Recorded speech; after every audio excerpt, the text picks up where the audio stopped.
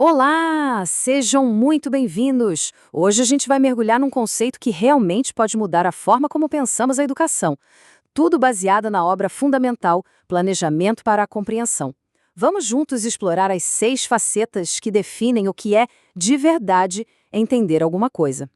E para começar, vamos direto ao ponto com uma pergunta que tira o sono de muito educador por aí.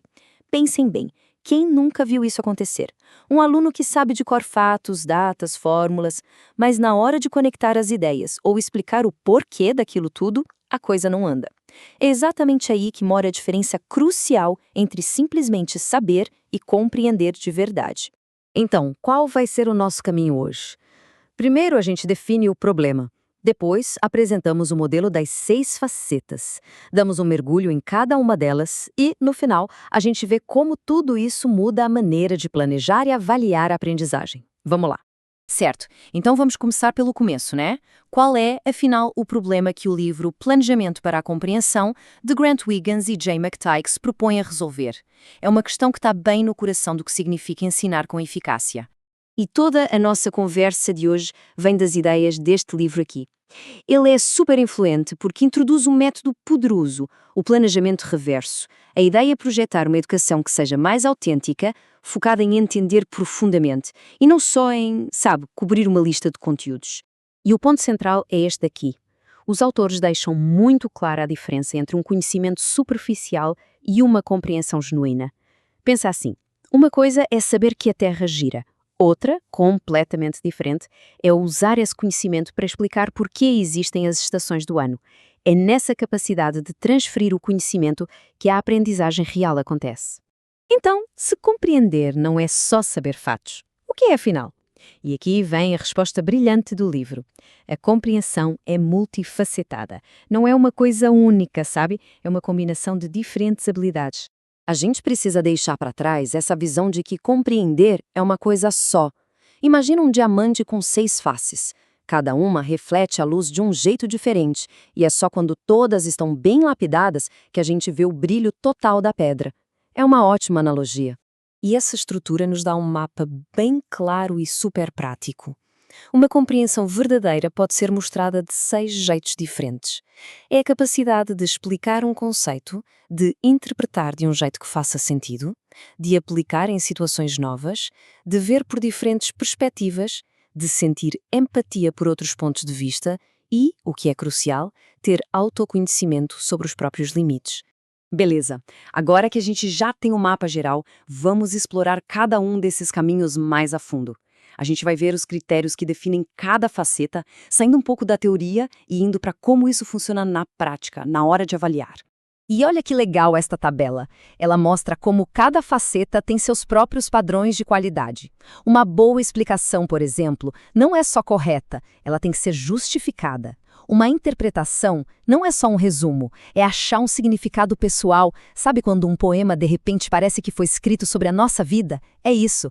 E uma aplicação de verdade não é só funcional, ela se adapta. É a diferença entre seguir uma receita e criar um prato novo do zero. E para a gente sentir o peso e a profundidade dessa estrutura, olha só esta citação. Ela nos leva direto para o coração da faceta mais introspectiva, a do autoconhecimento. É aquela ideia de que aprender de verdade nos transforma por dentro. Essa faceta tem tudo a ver com metacognição, ou seja, é a capacidade de perceber o que se sabe e, talvez mais importante, o que não se sabe. É sobre identificar nossos próprios preconceitos, questionar o que a gente assume como verdade e refletir sobre o que aquela aprendizagem significa para a gente pessoalmente.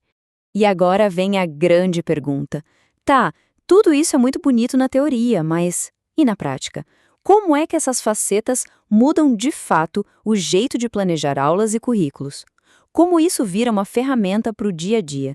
A grande virada de chave é essa: começar pelo fim. O método se chama planeamento reverso por isso. Em vez de começar pensando nas atividades, a gente começa definindo os objetivos de compreensão e as facetas são a bússola para definir esses objetivos. A lógica pode parecer meio de trás para frente, mas é poderosíssima. Primeiro, a gente decide o que os alunos precisam compreender e ser capazes de fazer. Segundo, a gente pensa Como eles vão provar que compreenderam? E só então, no terceiro e último passo, a gente planeja as aulas e atividades para levar todo o mundo até lá. E é aqui que tudo se encaixa. As facetas nos dão um roteiro para criar avaliações que realmente medem a compreensão. Se o objetivo é desenvolver a perspectiva, a avaliação tem que pedir uma análise de vários pontos de vista. Se a meta é a aplicação, a tarefa não pode ser um teste de múltipla escolha. Tem que ser um projeto, um problema do mundo real para resolver. Faz sentido, não é? Então, para a gente fechar nosso raciocínio, vamos ver como isso muda a nossa visão sobre a avaliação e qual é a lição principal para qualquer pessoa que se importa com a educação. No fim das contas, usar as 6 facetas não é só uma técnica nova, é uma mudança de filosofia. O objetivo não é mais encher cabeças com factos, mas sim cultivar mentes que sabem pensar criticamente, resolver problemas e, principalmente, dar sentido ao mundo. E a reflexão final que fica é exatamente esta. Essa estrutura nos deixa um desafio, repensar nossas práticas e focar no que realmente importa. Não se trata apenas do que os alunos sabem, mas de quem eles se tornam através daquilo que aprendem.